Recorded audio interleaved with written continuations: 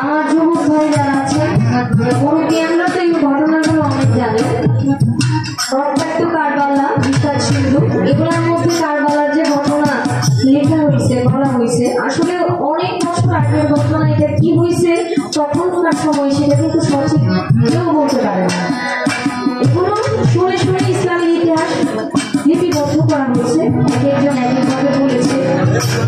কিন্তু ইমাম হাসান উনি হলেন মা ফাতেমাতুল জোহরার বড় ছেলে এবং ইমাম হোসেন হলো ছোট ছেলে। তো ইমাম হাসান ওনাকে ওনার নিজের বিবি, এটা অনেক লম্বা ঘটনা, একটু বইটা পড়বেন, আশা করি বইটা পড়লে অনেক কিছু বুঝতে পারবেন।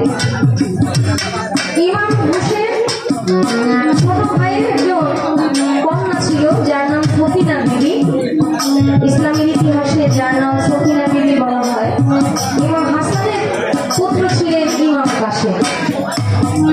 দেখে কতটুকু দুর্ঘটনা না হইলে নিজে বিয়ে করে নিজের স্ত্রীকে ঘরের মধ্যে তাঁবুর মধ্যে রেখে যুদ্ধে গেছে স্বামী, হাতের মধ্যে কোনো মেহেদি নাই, গায়ের মধ্যে কোনো হলুদ নাই, গোসল করার পানি নাই, এত কিছু না থাকার পরেও বিয়ে হওয়ার পর যেদিন স্বামী বিয়ে করলো সেদিন যুদ্ধে যায় শহীদ।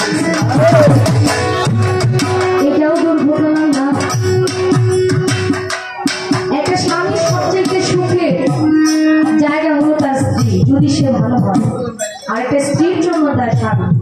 সেই জায়গার মধ্যে যেদিন তার হাতে মেহেদি পড়লো না সেদিন তার স্বামীর গায়ে রক্তাক্ত কাপড় জড়িয়ে নিজের হাতের মধ্যে রক্তাক্ত ভাবে মেহেদি লাগানো নিজের স্বামীর রক্ত দিয়ে, এটাও আসলে ইসলামের জন্য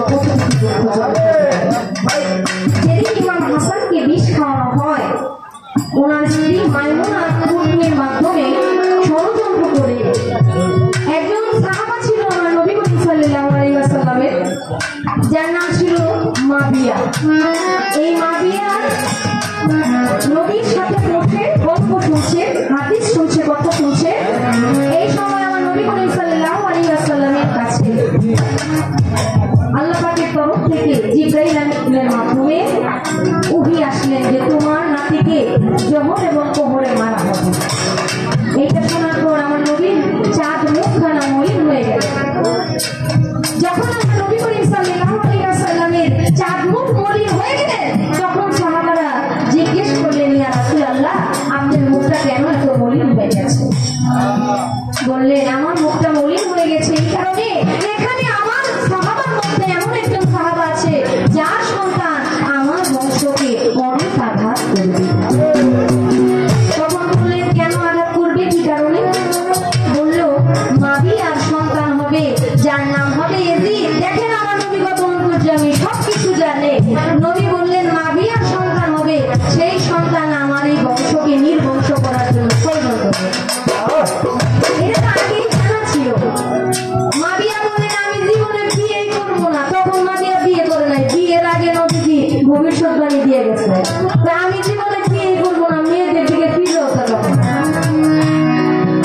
মাবিয়া এমন অসুস্থ হইল, নারী ছাড়া সেই অসুস্থ ভালোই হইল।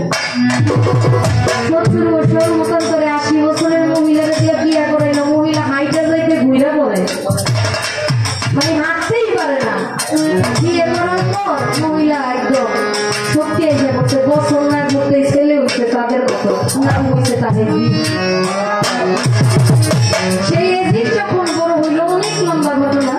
সেই এজিদের যে মন্ত্রী ছিল মারওয়ান, সেই মারওয়ানের মাধ্যমে মাইমুনা কুর্মিকে টাকার বিনিময়ে কিনে ইমাম হাসানের স্ত্রী জায়েদা বিবিকে হাত করলো যে তুমি যদি ইমাম হাসানকে বিষ খাওয়ায় মারতে পারো তাহলে তোমাকে অনেক স্বর্ণমুদ্রা দেওয়া হবে। জায়েদা সেই ফাঁদের মধ্যে পা দিয়া তার স্বামীকে বিষ খাওয়াইলো। যখন সে বিষ খাইলো, তখন তার ছোট ভাইকে সে ডাক দিয়া কি বললেন, কবিতার গানের ভাষায় কি বলছেন,